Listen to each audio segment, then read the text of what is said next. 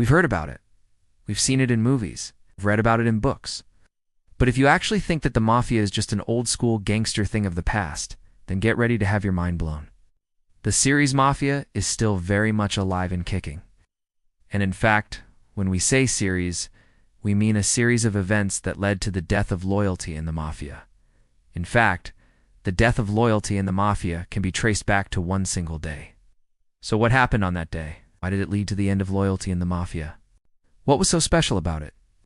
Join us today as we look back at Mafia, the day loyalty died. Joseph. Barbera was a member of the Genovese crime family who turned into an informant for the FBI. He was not just any mobster, however. In fact, he had worked his way up the ranks from capo to consigliere, right under the boss. This meant that he had access to information that many other mobsters would kill for. As such, when he decided to turn informant, he had a wealth of information that he could share with the FBI.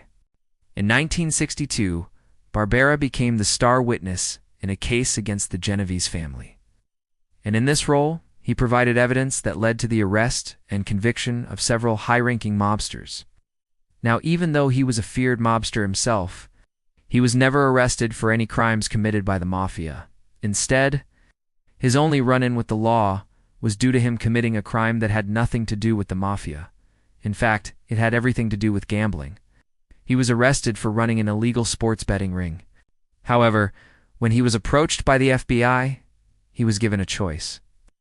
Either he could serve time in jail for his illegal activities, or he could become an informant and help the government take down the Genovese family.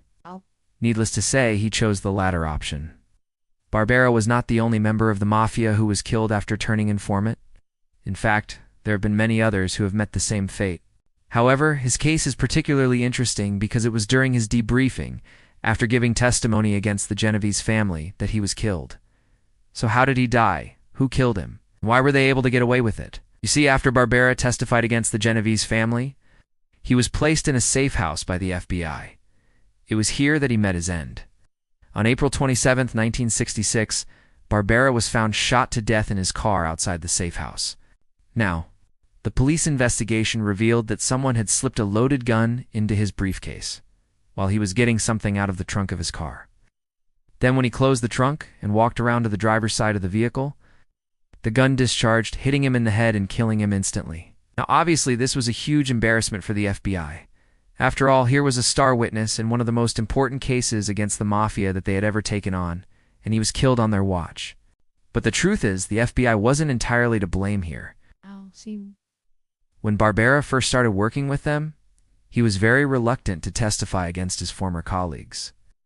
In fact, he didn't want to testify at all. However, the FBI convinced him that if he didn't cooperate, then they would charge him with the murder of another mobster that he had killed years ago. So he agreed to work with them and became a star witness in the upcoming trial. But this created a problem because now the Mafia wanted him dead. And since Barbera was aware of this, he took every precaution that the FBI suggested. For instance, he didn't answer the door when they knocked. And he never gave out any information about where he was staying or who he might be with. He also agreed to let the FBI tail him everywhere he went, so that they could protect him. In fact, when he left the safe house to go buy some cigarettes, an FBI agent followed close behind him. However, when he returned to the house, he parked in the garage, got out of his car, and went into the house without opening the garage door. And this was a fatal mistake. You see, the agent who was tailing him had stopped following him once he parked in the garage. And when Barbera went inside the house, a hitman who had been hiding in the garage opened the garage door, saw that the coast was clear, and then drove off. A few minutes later, the hitman returned and parked down the street. He then waited until the garage door opened again and entered the house. Once inside, he made his way to the kitchen, where Barbera kept his gun. He then slipped the gun into his briefcase, hid in a closet, and waited for Barbera to come back. When he did, the hitman shot him in the back of the head, killing him instantly. Now, even though the FBI had failed to protect Barbera, they were determined to find out who was responsible for his death and bring them to justice. The investigation revealed that the hitman was one Anthony Castellano, who was a member of the Bonanno crime family. Castellano had been assigned to kill Barbera by his boss, Joseph Messino. And Messino, in turn, had been ordered to do so by the boss of the bosses, Carlo Gambino. However, it's important to note that although Castellano and Messino were arrested and convicted for their roles in Barbera's murder, Gambino was never charged. This was partly because the FBI didn't have enough evidence to charge him, and partly because they didn't want to upset the fragile peace that had been established between the Mafia and the government. However, despite the fact that those responsible for Barbera's death were brought to justice, the damage had already been done. His murder symbolized a new era in the Mafia, one in which loyalty and brotherhood no longer had a place. From that day forward, it seemed as if every man was for himself, and no one could be trusted. In fact, even before Barbara's death, there had been signs that the Mafia was changing. In the early 1960s, several high-ranking members of the Mafia families began to cooperate with the government in order to avoid prosecution. This included men like Joe Velazzi, who became the first Mafia turncoat in history, and Santo Trafficante Jr., who provided the government with a wealth of information about the Cuban Mafia. Now, these men were not necessarily killed by the Mafia for becoming informants, but their cooperation did contribute to a general atmosphere of distrust within the organization. In addition, there was a growing rift between the old guard of the Mafia and the younger generation.